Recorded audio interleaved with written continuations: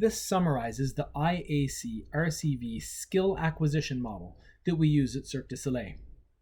By the end of this section, the coach should recognize each stage of learning in this model and understand the coaching implications and feedback that will best help the learner at each stage of their development. This section underlines the importance of the learning environment and the coach's role in creating that environment. IACRCv represents a journey from novice to expert. A novice and an expert need different things from their learning environment and from their coach. With this model, we can see how the performer's needs evolve as their expertise increases. The stages of learning in this model are initiation, acquisition, consolidation, refinement, and creative variation. The initiation and acquisition stages refer to novices, while the refinement and creative variation stages refer to those with higher levels of expertise. This model examines the needs of the learner as they progress from novice to expert. For each stage, we will look at a description of the learner, what are the coaching implications when dealing with someone at this stage of skill acquisition, and what sort of feedback best supports the learner. At the initiation stage, we're dealing with a true novice. This is someone who's having their very first contact with a skill, and they may have no idea what to do. Coaches should begin creating an image for the performer, the beginnings of a mental representation of the skill. The learning environment should be safe and easy. The performer should have opportunities to succeed. And the novices will need many repetitions. Blocked practice is appropriate until a level of automaticity is established.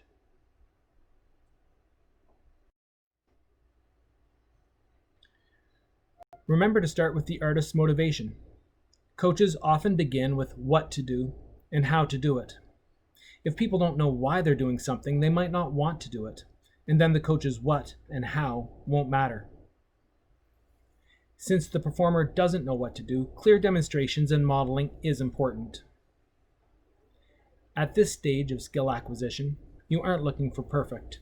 You're more interested in the performer getting lots of practice than perfect repetitions. At this stage, the performer needs external feedback from the coach. Since they don't have clear mental representations of the skill, their capacity to self-correct is very limited. Video use is appropriate for modeling and feedback at all levels, and should be used for novices. For novices, videos can be used to help create those valuable mental representations. Make sure your external feedback is specific and prescriptive. Novices don't have the experience required to decipher general feedback. At the acquisition stage, the performer is still a novice, but they can now coordinate and execute the movements. However, they lack consistency and precision. The performer now understands what needs to be done, but automaticity is not yet fully established, as the performer still needs to think about what to do.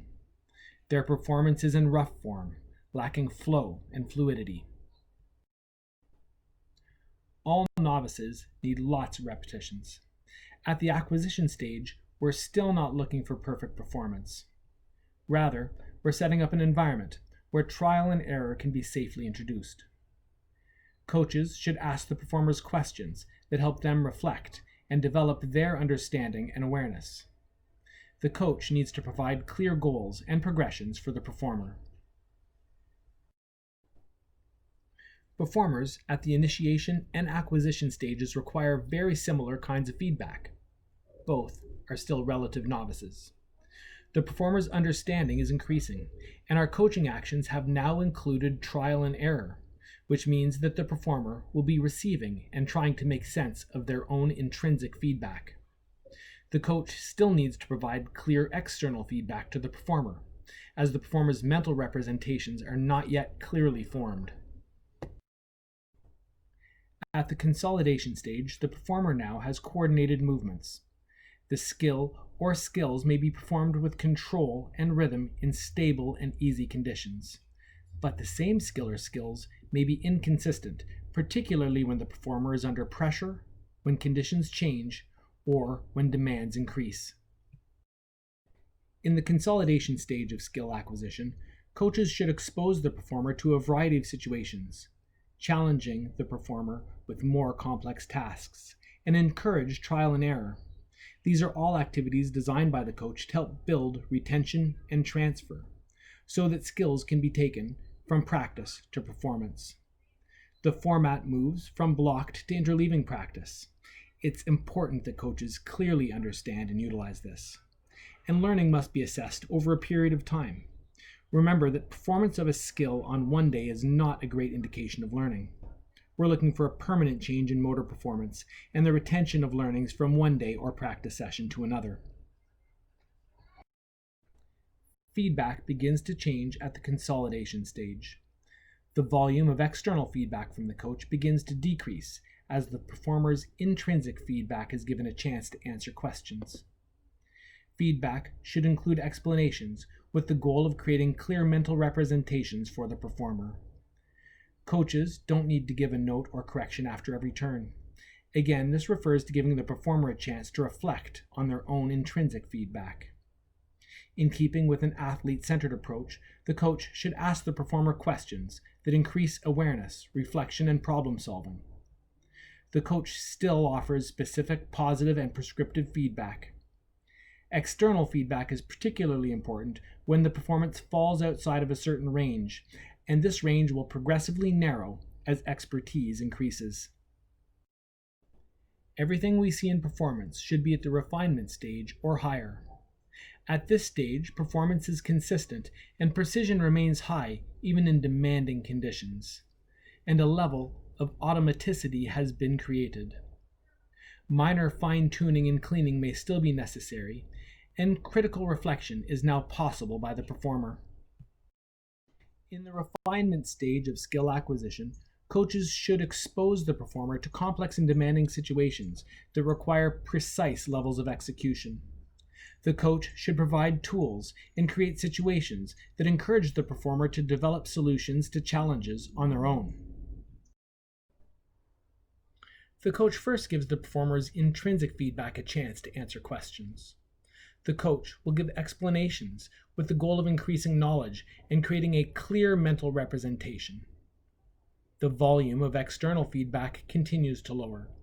The best time for a coach to provide external feedback is when the performer's intrinsic feedback doesn't answer their questions, and the performer is looking for feedback from the coach. Rather than giving regular external feedback, the coach should be asking questions to increase awareness, reflection, and problem solving. When required, the coach will provide external feedback that is specific, positive, and prescriptive. The bandwidth for when external feedback is given continues to narrow, as a more refined performance is expected. Creative variation is the highest stage on the skill acquisition continuum.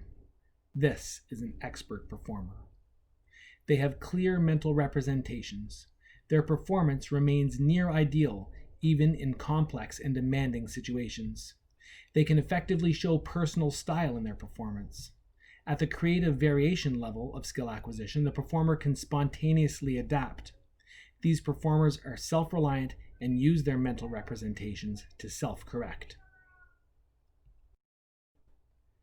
Coaches need to create an environment that introduces challenges and allows performers to develop their own solutions in that environment.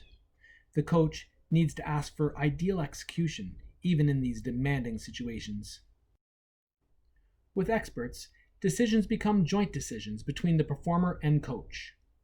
Feedback may focus on external and internal cues. Because of their clear mental representations, experts are able to decipher descriptive feedback. Feedback, therefore, can be descriptive or prescriptive. And experts get the most benefit from their own intrinsic feedback and self-assessment. So coaches need to provide the environment where this critical self-reflection can take place.